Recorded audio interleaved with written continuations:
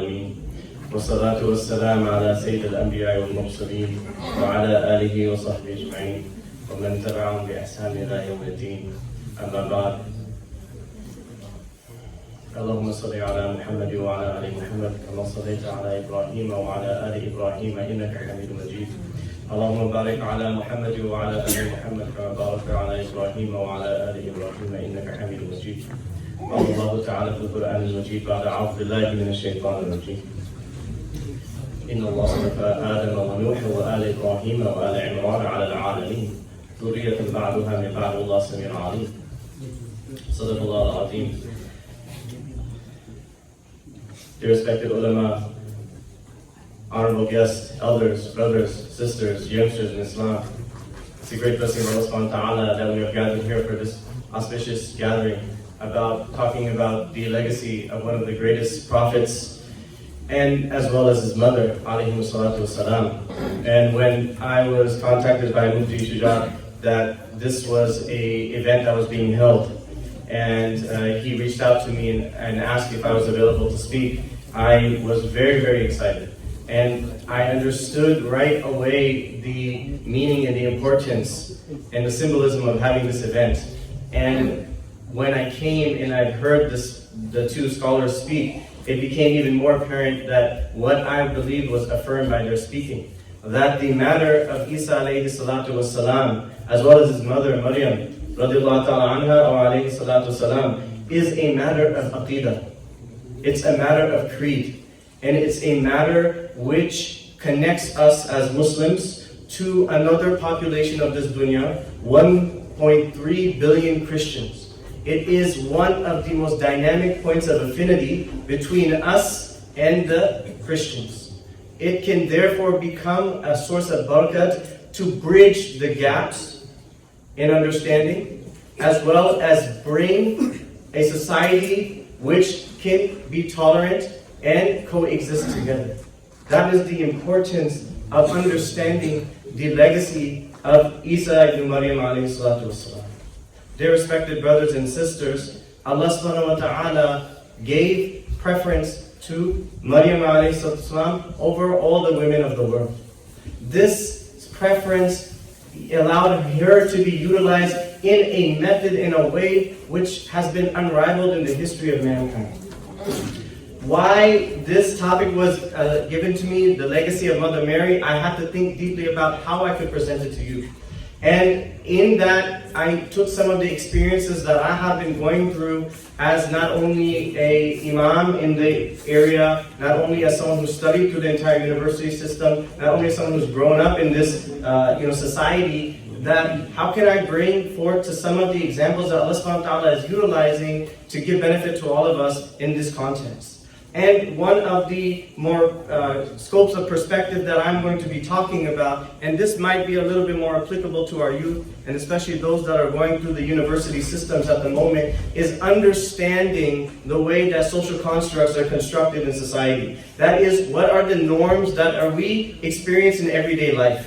And this is into the field of social sciences. Let that be very clear, that this conversation regarding how social sciences are constructed and how this understanding of society is constructed will not be utilized as a method in interpreting the Quran. That's incorrect. Rather, the interpretation of the Quran comes directly through the Sunnah of Rasulullah sallallahu alaihi wasallam, the aqwal of the Sahaba radhiyallahu majma'in, those who followed them with sincerity, and the great mufassirin of the past. So, therefore, there's two different sort of points of this lecture. The first is to first shed some light on the historical context of Maryam alayhi salatu wasalam as been given to us through the Quran and the Sunnah, as been explained to us by our great ulama akabirin and mufassirin. And then secondly, to sort of reconcile that with understanding of today's modern problems and polemics, specifically talking about gender, specifically talking about feminism, specifically talking about the modern movements to change the narrative on how gender roles are in society. right? So this critiques and takes a look at some of the neoliberal ideology and thought that is pervasive in our modern society, but also sheds light on that too. That's why we have to understand why the Quran is so important in this matter. We have to understand the hikmah of the Quran, especially when it comes to Hazrat Maryam alayhi salatu wasalam. First we start off just by talking just briefly about the virtue of Maryam alayhi salatu wasalam. Prophet sallallahu alayhi wasallam said in a hadith narrated by Ali ibn Abi Talib, يقول سمعت رسول الله صلى الله عليه وسلم خير نسائها خديجة بنت خويلد وخير نسائها مريم بنت إمران. Right? That the two greatest women of the women, what? The two greatest women are who? They are the wife of Prophet ﷺ, Khadija, radiallahu ta'ala anha, and Maryam, the daughter of Imran. Now, interestingly enough, Maryam alayhi salatu wasalam here she's mentioned as the daughter of Imran, not as the mother of Isa alayhi salatu wasalam, because there are certain contexts in the Quran where Maryam alayhi salatu wasalam is going to be mentioned as Isa ibn Maryam, and in other contexts she's mentioned as the daughter of Imran. And the reason when Allah Ta'ala is mentioning her as the daughter of Imran, as explained to us by our ulama, is because she holds her own weight too. It's not just the fadilat of Isa alayhi salatu wasalam that gives Maryam alayhi salatu wasalam her own virtue. No, she herself in her own right earned that virtue through her piety, through her taqwa, through her God-fearingness, through her ability to do ibadah, to service and dedication of her life to the service of Allah subhanahu wa ta'ala. These type of characters in which she possessed elevated her to such a status that even in another hadith of Prophet sallallahu alaihi wasallam, he said, "Hasbuka min nisa'il alameen." And the first that he said was, Maryam ibnatu Imran. That the women, many men have achieved the perfection, but amongst them, the great women who have achieved the perfection of their faith in the entire world, amongst the top of the women who have the highest status in this world, is Maryam, the daughter of Imran, alayhi salatu wasalam. So, talking first about the birth of Maryam Islam is very important because there's a lesson in this. And the legacy of Maryam Salam transcends and goes beyond that. It's not just that she affected her time in space, but also she had reverberated her piety and even led benefit to the Muslims. Can you imagine someone's piety is so strong that from their time it still provides benefit for the later generations? Then we understand why Allah subhanahu wa ta'ala has a system about how gender works, and understand the roles Allah subhanahu wa ta'ala assigned each. When the wife of Imran, when she was pregnant, and Hazrat Imran, he was the Imam of the Baytul Maqdis. So he was a great pious man in his own right, and his wife was also very pious. And when she became pregnant, and Mama Shariar already talked about this, so I'm not going to go too much, but I wanted to just go really quickly through the entire story so we have some context. That they made dua to Allah subhanahu wa ta'ala. When they were gifted with this news that she was expecting, they said to Allah subhanahu wa ta'ala, Inni nazartu laka ma fi batni muharraran fataqabbal minni. We are going to dedicate this child that we have in the service of Allah subhanahu wa ta'ala. We have made it haram. We have made it cut this child in the womb off from the dunya. And we're going to give this child in the service of Allah subhanahu wa ta'ala. When she gave birth, the wife of Imran, when she gave birth, she was in surprise. Why? Because I had given birth to a girl. And what was the understanding was that if I had given birth to a boy, then that child would be the Imam. You see, the position, it's the understanding. It's not a faulty position to think like this, because even this pious woman was thinking to herself, how is she going to be able to fulfill that which we wanted and expected for her? Which is to become what? The Imam, the leader, a piety. Someone who can excel, and through their acceleration in piety, lead the people behind. And so she was thinking to herself, I have given birth to a girl. And then she made a very profound statement. Keep this as a maxim, that the boy is not the same as the girl.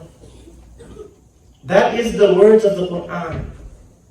Right? When we get into structuralism and post-structuralism and feminism and postmodern feminism, when I talk about that, I'll have to revert back to this. Because that's an important maxim for us as Muslims. It's very important for us to understand that in the society, especially in today's society, where the pronouns are being changed, where gender is starting to become fluid. Does it work with us? We have to look into the Quran for the answers on how we live our societies. So, وَلَيْسَ ذَكْرُكَ الْأُنْثَى وَإِنِّي سَمَّيْتُهَا مَرْيَمَ وَإِنِّي أُعِيذُهَا بِكَ وَذُرِّيَّتَهَا مِنَ الشَّيْطَانِ الرَّجِيمِ. Regardless of that, she still said, I'm going to name her Maryam, and I seek refuge in her and her offspring from the shaitan. What did Allah subhanahu wa ta'ala say when she said that I'm giving birth to another? Wallahu a'lam bi murad. Allah knows best. Allah knows better. And Allah already knows what it is that you are giving birth to. What the gender of that child is. And Allah is going to show now, through this child, how Hidayah spreads. Allah is going to use and set this child up because of the piety of the parents for generations to come. To such an extent that today at this gathering, 2020 years after the advent of Isa alayhi salam, we are talking about it. Right? So she gave birth then, and it was a daughter. Then the people, unfortunately, during the childbirth, the father, Hazrat Imran, he passed away. And so now it was another test, because think about it, she is a girl in the society.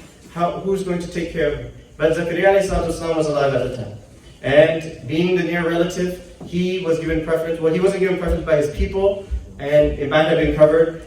But they drew lots, and after that, he was given that he would be her guardian. And so he built for her the place of worship attached to the masjid. One of the first points that I want to mention about Zakaria alayhi salatu wasalam here, and something that we have to just understand her impact. It starts as soon as she gives herself to Allah subhanahu wa ta'ala. Zakaria alayhi salatu wasalam is a prophet. He's mentioned in the Quran as a prophet. Who has preference over the prophet? The prophets are the highest, those ones who have the highest iman. They're the leaders, they're ma'asum, they're people who are protected by Allah subhanahu wa ta'ala. Allah subhanahu wa ta'ala used Maryam alayhi salatu wasalam to inspire and remind Zakaria alayhi salatu wasalam of the bounties of Allah subhanahu wa ta'ala. When Maryam alayhi salatu wasalam, when she was getting fruits, she was in her mihrab and she was getting fruits that were out of season. She was getting all the different type of fruits that weren't available, and there was no refrigeration system at that time. There was no whirlpool. There was no freezer. There was nothing. There was no Uber Eats. Okay? How was she getting this? Zakaria alayhi salatu saw this and said, Anna laki hadha, how are you getting this? Huwa min indillah. She said, it's coming from Allah subhanahu wa ta'ala. And then she did something. She said, Inna Allah yarzuqu man yasha bighayri hisab. She gave him a reminder. Right? Something to also think, if she can remind the Prophet. And this reminder isn't a reminder that, don't you know? It's more of the reminder that insan needs. Always from time and time again. So when brothers go around and invite each other to the mosque, or tell others, you should come to the masjid and pray salah. We shouldn't become so like, who are you to tell me? We should say, subhanAllah, this reminder is from who? Allah subhanahu wa ta'ala. Someone has come to me and reminded me to come to the house of Allah subhanahu wa ta'ala. She gave reminder to a prophet that inspired him to do what? After that he said, subhanAllah, he remembered. He remembered that reminder is coming from Allah subhanahu wa ta'ala. That if Allah can give her fruits out of season, then why can't He give me a child in the old age? Of course He can. So her piety inspires a prophet to remember the bounties of Allah subhanahu wa ta'ala and inspires him to make dua for the child. And Allah subhanahu wa ta'ala accepts the dua. So the one reminder, Inna Allah yarzuqu man yasha'u bighayri hisab. Allah gives sustenance to whom He wills, how much He wants, without any measurement. Inspires Zakaria alayhi salatu wasalam to make dua for a child that then gets accepted, and from that becomes Hazrat Yahya alayhi salatu wasalam, John the Baptist. And what is said about him? Ya Yahya khudhul kitaba bi quwwah wa atayna al-hukma sabila wa hananan min ladunna wa zakah wa kana taqiyya wa barran bi walidayhi wa lam yakun jabbaran asiya. A pious child, one who is not disobedient to his parents. That is the type of child. That is the prophet that is born. The one who is given the wisdom. The one who is purified. That child is born from the dua that is inspired by Maryam alayhi salatu wasalam. This is just one point. Maryam alayhi salatu wasalam, she goes on. She's worshipping. She's such a devout. Allah Ta'ala, finally, the plan is starting to be revealed of what's going to happen. the plan is starting to be revealed.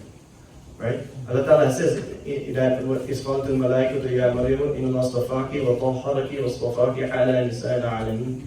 That the angels had come to Maryam alayhi salatu and told her that Allah Ta'ala has chosen you, purified you, chosen you as the best amongst them. Then she was very devout. And she used to worship Allah subhanahu wa ta'ala.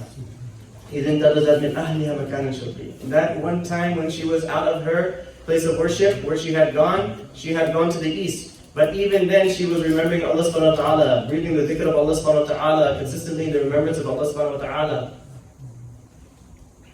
It is over there.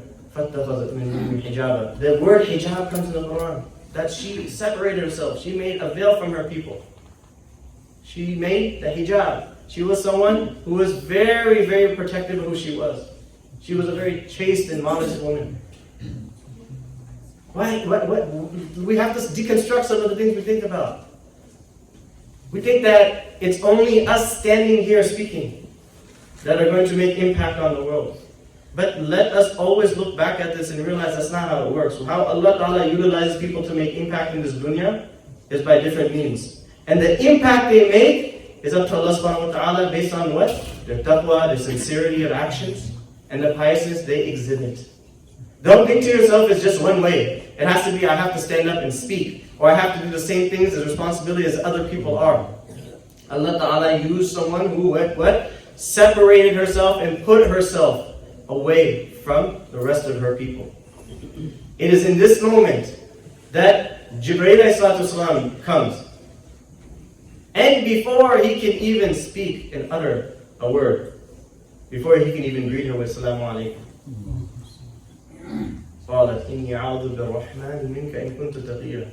she sees this man.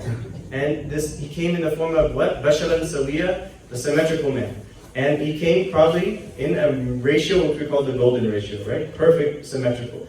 Imagine at this moment what happens is that the instinct of her is piety. The instinct of her is being chaste and modest.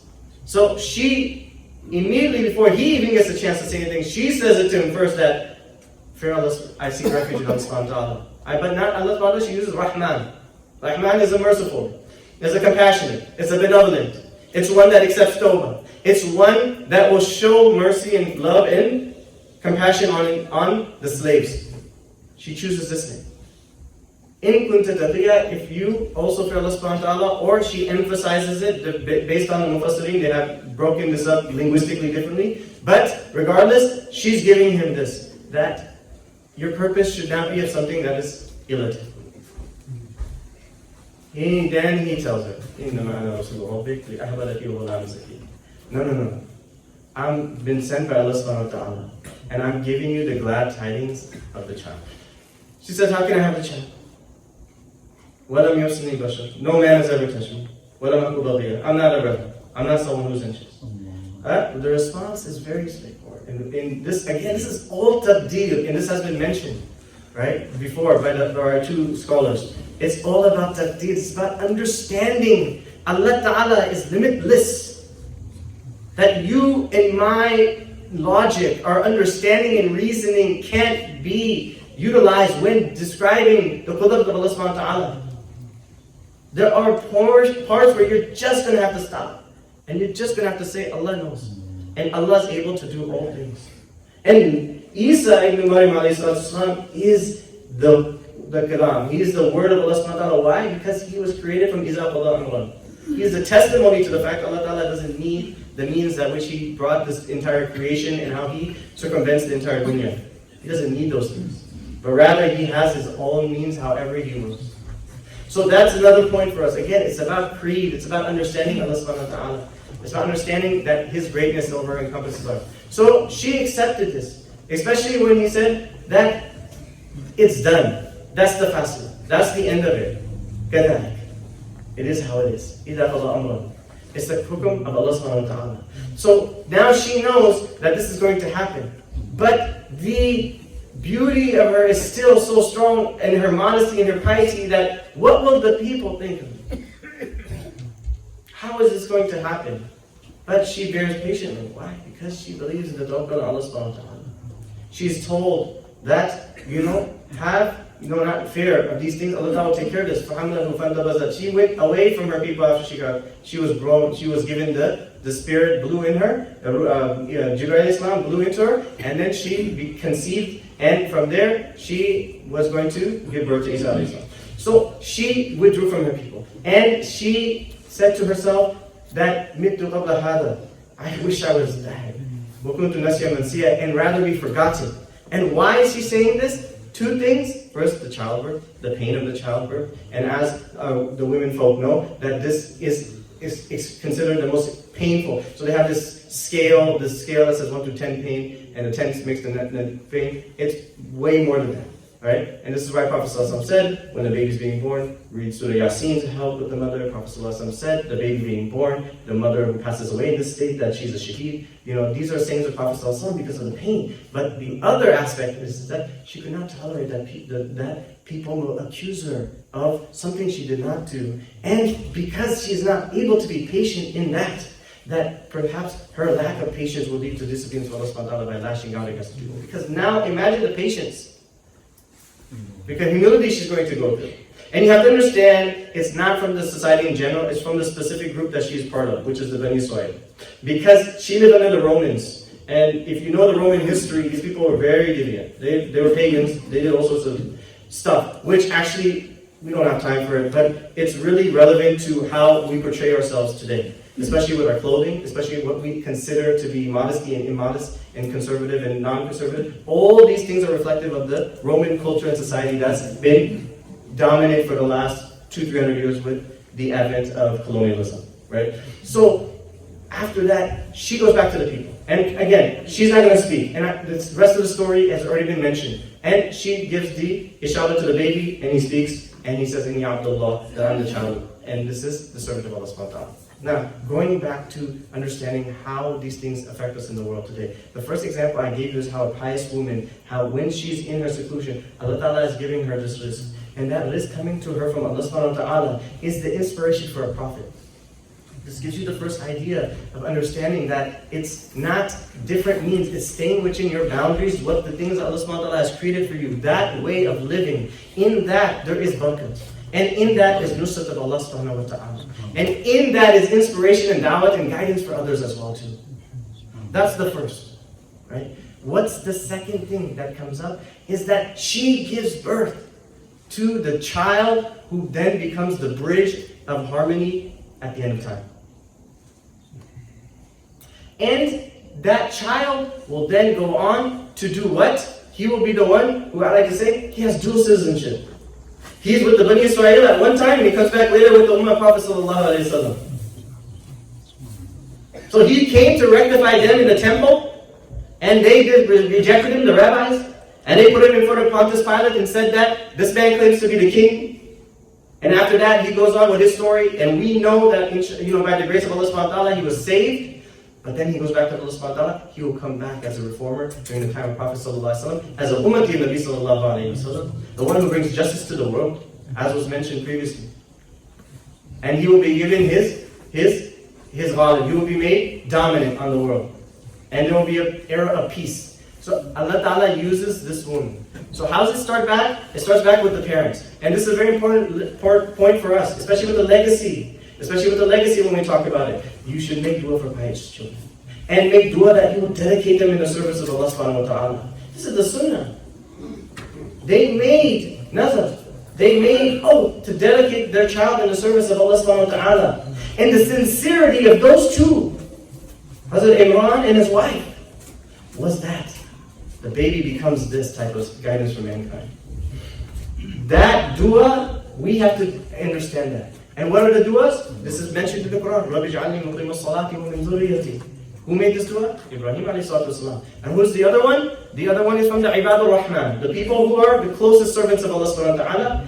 And they deserve their own topic. Because they have qualities we should all bring in. But Rabbana hablana min azwajina wa dhurriyyatina qurrata a'yun waj'alna lil muttaqin imama. Allah grant us children, right? Min azwajina, give us wives and children that will be the comfort of our eyes and make them leaders amongst the muttaqin. These are the du'as for the children. You should pray for pious children. You should make intention that you're going to dedicate your children to the house of Allah subhanahu wa ta'ala in the sense, meaning service of deen. Right? Make dua. So this is the other lesson we learn. And because the time is running short, there's a lot more. I wish I had time. Allah ta'ala, knows best. This is, mashallah, we're able to cover some of these things. I wasn't able to get into some of the other things, but basically, some of the other things I wanted to just really summarize really quickly to you is when we talk about, especially feminism, Hazrat Maryam's story is an exact counter to the modern narrative of feminism.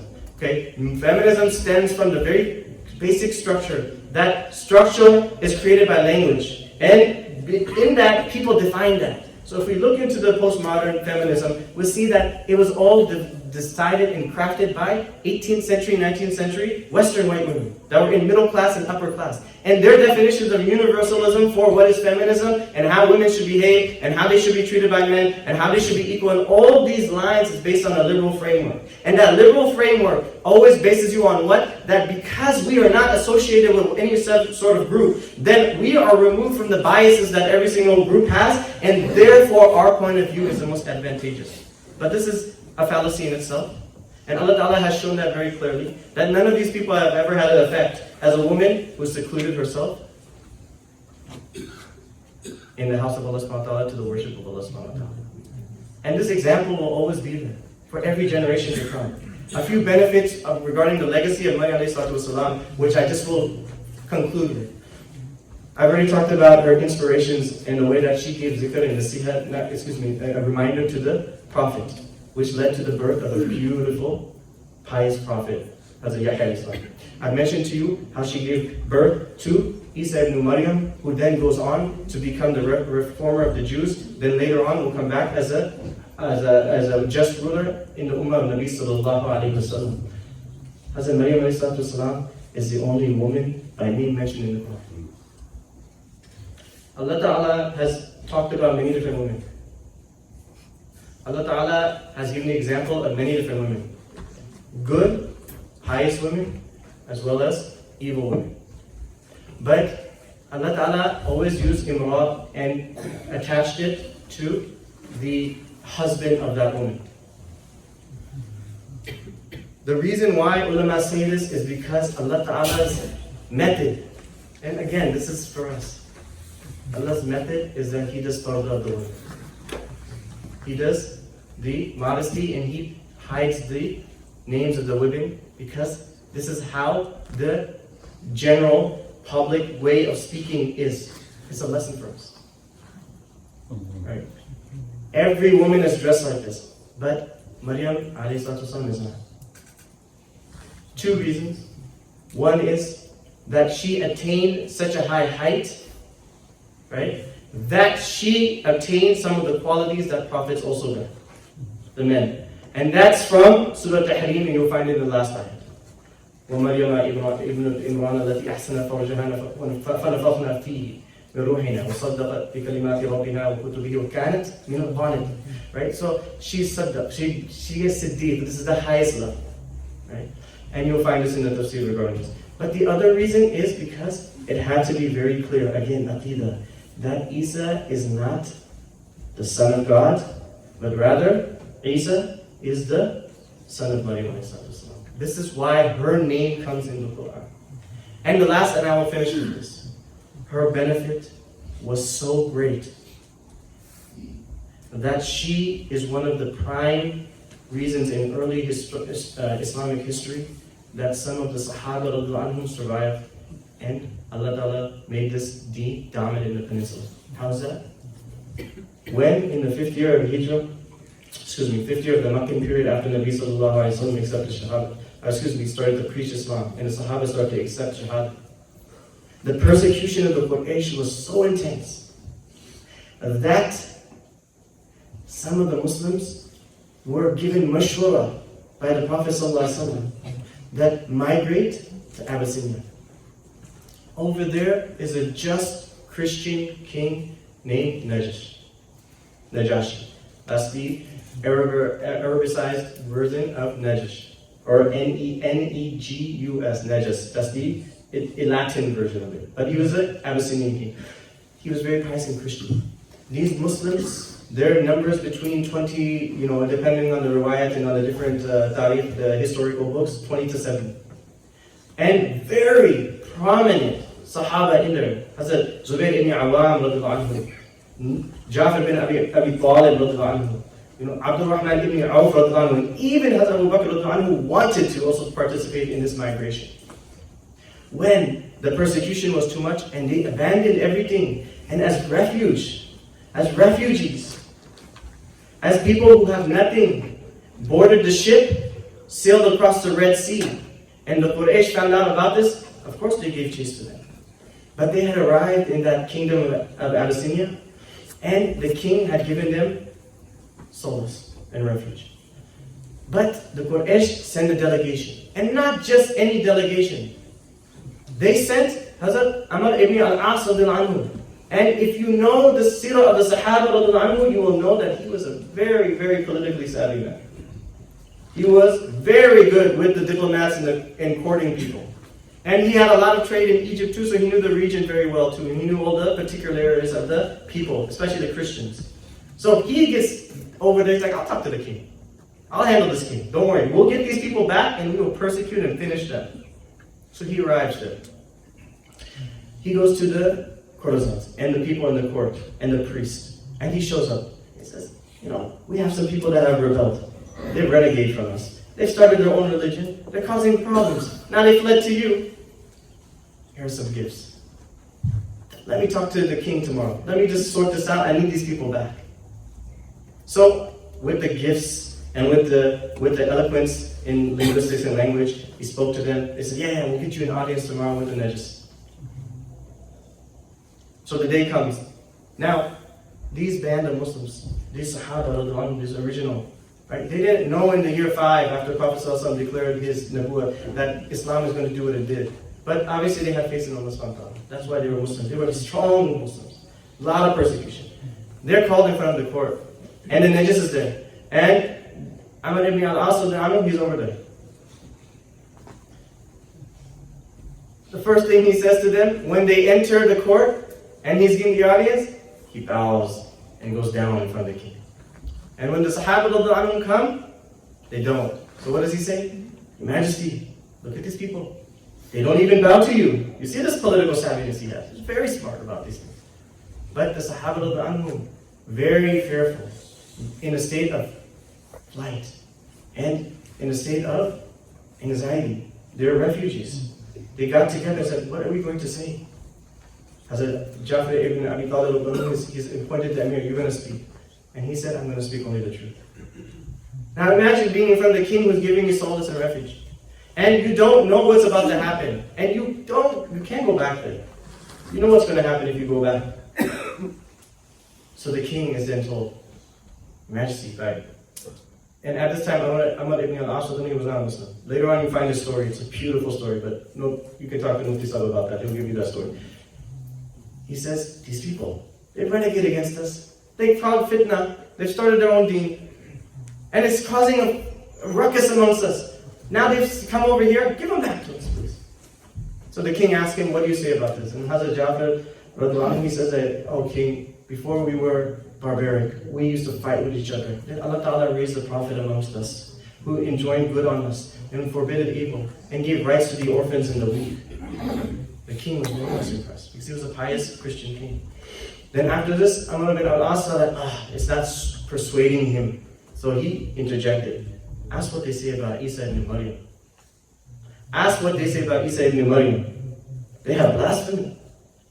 So he asked, what do you say about Isa ibn Maryam? And Hazrat Jafar anhu did not respond, but instead recited Surah Maryam. And when he read Surah Maryam in front of the king's tears started to come down. And he said, Wallahi, this is the same angel that brought revelation to Isa, has brought revelation to your prophet. You stay here under my protection. You go away, I am protecting you.